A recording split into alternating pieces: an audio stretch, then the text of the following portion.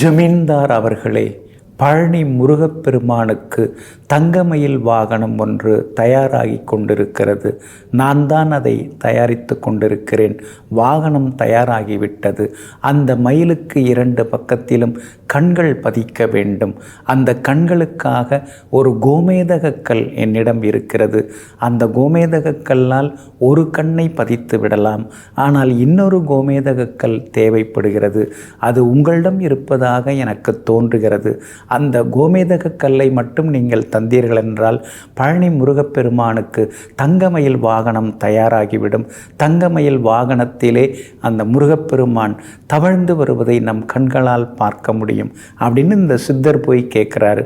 ஆனால் ஜமீன் என்ன சொல்கிறாரு, அதாவது கோமேதக கல்லா, அப்படிலாம் ஒரு கல் என்கிட்ட இருக்கிற மாதிரியே தெரியல, அதெல்லாம் என்கிட்ட எதுவும் கிடையாது அப்படிங்கிறார். உடனே இந்த சித்தர் சொல்கிறார், நீ அந்த பக்கம் இருக்கிற அந்த அறைக்கு போ, அங்கே இருக்கக்கூடிய அந்த பீரோவில் நீ திறந்து பார், உன்னுடைய வலதுகை பக்கமாக அந்த கோமேதக கல் இருக்கும், எடுத்துகிட்டு வா அப்படிங்கிறார். எனக்கு தெரியாமல் என்னோடய வீட்டில் இந்த அரண்மனையில் கோமேதக கல் இருக்குதா அப்படின்னு சொல்லிட்டு ஜமீன்தார் புலம்பிக்கிட்டே உள்ளே போனார். அவர் சொன்ன மாதிரி அந்த ரூமில் பார்க்குறார், பீரோ இருக்குது, திறக்கிறார், கோமேதக கல் இருக்குது. அதை பார்த்து ஆச்சரியப்பட்டு சித்தருடைய காலிலே விழுந்து அந்த கோமேதக கல்லை ஜமீன்தார் ஒப்படைக்கிறார். ஒரு கட்டத்தில் அந்த கோமேதக கல்லை எடுத்தோடனே ஜமீன்தாருக்கு ஆசை வந்துடுது. இந்த கல்லை நானே வச்சுக்கிறேன், இவ்வளோ அழகாக இவ்வளோ விலை வசதியான கல்லாக இருக்குதே அப்படின்னு சொன்னோடனே சித்தர் சொல்கிறார், சரி நீயே வச்சுக்கோ உன் கல்லை, இந்த என்கிட்ட இருக்கிற இந்த கோமேதக கல்லை நீயே வச்சுக்கோ, ஒத்த கல்லை வச்சு நான் என்ன பண்ண போகிறேன் அப்படின்னு சொன்ன உடனேயே ஜமீன்தார் உடனே காலில் விழுந்து உங்களுடைய சித்தம் அப்படின்னு சொல்லிட்டு அந்த கல்லை கொடுக்குறார். அதை கொண்டு வந்து முருகப்பெருமானுக்கு தங்கமயில் வாகனத்திலே 2 கோமேதக கற்களை பதித்து முருகப்பெருமானை தங்கமயில் வாகனத்தில் பவனி வரச் செய்தவரும் இந்த சித்தர் தான். அந்த சித்தர் பேர் என்னன்னா பழனி நாச்சிமுத்து சுவாமிகள் என்கிற சிவநாராயண தேசிக சுவாமிகள். இவங்களுடைய பூர்வீகம் பாலக்காடு. 1823 பிறந்தார். வசதியான குடும்பம், நல்ல ஒரு செல்வாக்கான குடும்பம். திருமணம் ஆச்சு, 2 பிள்ளைங்க இருந்தாங்க. திடீர்னு என்ன தோணுச்சுன்னு தெரியல, அவர் மட்டும் கிளம்பிட்டார்.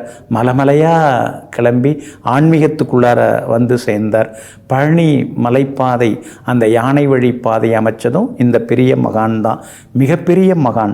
அது மட்டும் இல்லைங்க, இவர் எல்லா வகையிலுமே பெரிய அளவில் இருந்தவர். சில சாதுக்களால் இவருக்கு மன வருத்தம் ஏற்பட்டது. ஏன்னா நல்லது பண்ணாலே நம்ம ஊரில் விட்டு வைப்பாங்களா, வைக்கவே மாட்டாங்க இல்லைங்களா. மறைமுகமாக சில சாதுக்கள், அதாவது சாதுக்கள்ங்கிற பேரில் இருக்கக்கூடிய சில பொறாமை பிடித்தவங்கள்லாம் இவர் மேலே வீணான பழிகள்லாம் சுமத்த ஆரம்பித்தாங்க. இவரை வெறுக்க ஆரம்பித்தாங்க. உடனே இவர் அங்கேருந்து கிளம்புறார். அதாவது பழனி மலைப்பகுதியிலிருந்து கிளம்பி நேராக மதுரைக்கு வரார். வடக்கு மாசி வீதியில் உட்கார்ந்துடுறார். அங்கே ராமாயண சாவடி அப்படின்னு ஒரு இடம் இருக்குது. அதில் அழகாக தங்கி எல்லாருக்கும் அருட்பணி திருப்பணி எல்லாம் ஆற்றி கொண்டிருக்கிறார். அந்த ராமாயண சாவடி அருகில் அன்பர்கள் எல்லாம் சேர்ந்து கிருஷ்ணருக்கு ஒரு கோவில் கட்டினாங்க. அது கருங்கல்லால் ஆனது. அதே மாதிரி அந்த கிருஷ்ணர் சிலையும் கருங்கல்லால் ஆனது. எப்படியாவது அந்த மூலஸ்தானத்தில் அந்த பீடத்து மேலே கிருஷ்ணரை தூக்கி வைக்கணும். எல்லாரும் முயற்சி பண்ணுறாங்க. 50 பேர் 60 பேர் அதிகமாக தூக்கி வைக்கிறதுக்கு முயற்சி பண்ணுறாங்க. முடியவே இல்லை. உடனே சுவாமிகள்கிட்ட சொல்கிறாங்க. சுவாமிகள் போய் சாதாரணமாக அப்படியே எடுத்து அந்த மூலஸ்தானத்தில் கருவறையில் அந்த கிருஷ்ணர் சிலையை பீடத்தில் அது மேலே வச்சிடுறாங்க. அதுக்கு பிறகு அந்த கிருஷ்ணர் கோவிலுக்கு கும்பாபிஷேகம் எல்லாம் சிறப்பாக நடந்தது. இது மாதிரி சுவாமிகளுடைய அந்த சித்துக்கள் எல்லாமே மிக மிக அதிகம். எல்லாருமே பக்த கோடிகள் எல்லாரும் நிறைய சுவாமிகளுடைய பொற்பாதங்களில் விழுந்து ஏகப்பட்ட ஆசீர்வாதம் எல்லாம் வாங்கி இன்றைக்கும் இவரிடம் ஆசீர்வாதம் பெற்றவர்கள் எல்லாமே சிறப்பாக வாழ்ந்து கொண்டிருக்காங்க. அந்த பரம்பரை எல்லாமே சிறப்பாக வாழ்ந்து கொண்டிருக்கிறாங்க. இந்த மகான் 1909ஆம் ஆண்டு மதுரை மீனாட்சி அம்மன் திருக்கல்யாணம் நடைபெறக்கூடிய நாளிலே பரிபூர்ணம் அடைந்தாங்க. பாருங்கள், ரொம்ப அற்புதமான திருநாளில் இந்த மகான் ஜீவசமாதி அடைஞ்சாங்க. இவங்களுடைய குரு பூஜை எல்லாமே இந்த மதுரை மீனாட்சி அம்மன் திருக்கல்யாண நாளில் தான் சிறப்பாக நடைபெற்று கொண்டிருக்கிறது. இன்றைக்கும் நடைபெற்று கொண்டிருக்கிறது. இந்த மகானுடைய ஜீவசமாதி எங்கே இருக்குது அப்படின்னு பார்த்தீங்கன்னா மதுரை ஆரப்பாளையம் பேருந்து நிலையம் அருகில் புட்டுத்தோப்பு பகுதி, அந்த பகுதியில் பார்த்தீங்கன்னா புட்டு சொக்கநாதர் கோவில் அமைஞ்சிருக்குங்க.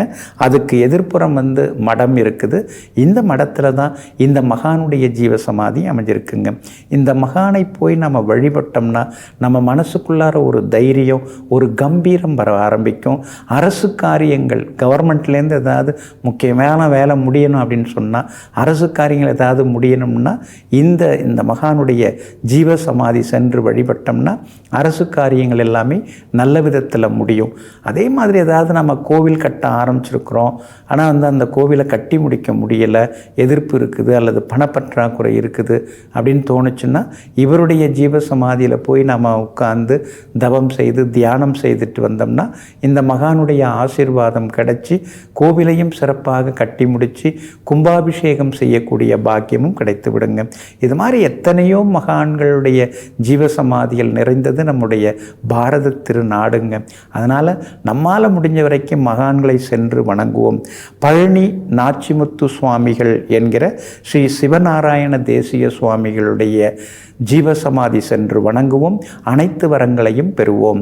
நெஞ்சிற்கினியவர்களே, குருவாரம் ஆகிய இன்றைய நாள் மகான்கள், யோகிகள், தவசிகள், மகரிஷிகளின் அருளாசியால் வெற்றி திருநாளாக உங்களுக்கு அமையட்டும். மீண்டும் நாளை காலை சந்திப்போம். நன்றியுடன் உங்கள் ஜோதிட முனைவர் KP வித்யாதரன். வணக்கம்.